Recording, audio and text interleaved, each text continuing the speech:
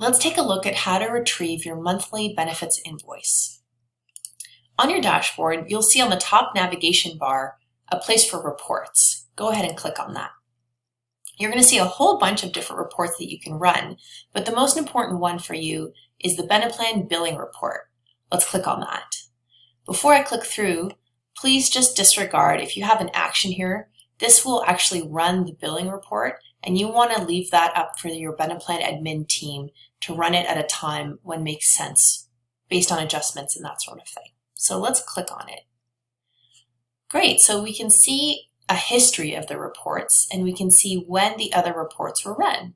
Here's the date, the timestamp, which administrator ran it, the status, and then the actions.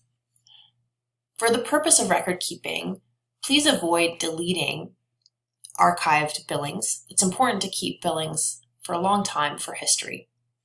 But you can go ahead and click this download button to download the report. Let's click on that. So let's see what the billing looks like for this test client. Here we go. So we've got the date, the attention to the client, that's you. You have all of your carriers together and then added up for a monthly total. Let's scroll down and take a look. So with this company, again, it's a test company, so this is not real information, but with this test company, you'll see that premiums will then be broken down by employee and then by benefit. So you'll have both volumes, premiums, and taxes. You might see some benefits here that might not necessarily apply to your case. That's fine. It'll just have zeros if you don't have that benefit there. At the bottom, you'll see any adjustments. So if you've added an employee during the month after the last billing was run, it should show up here. If you've terminated an employee also after the last billing was run, it can show up here as well.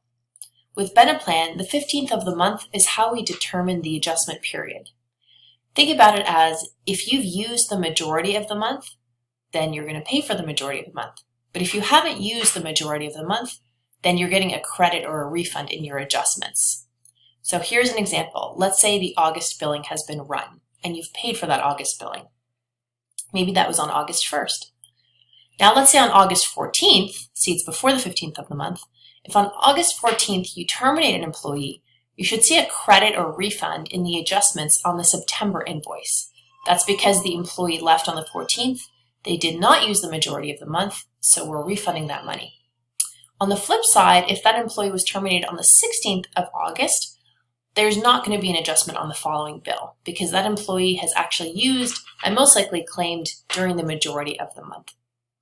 If you have any questions about your invoice, or you'd like to see your invoice broken down either by division, class, cost center, or any other item, please let your benefits advisor know. Thanks!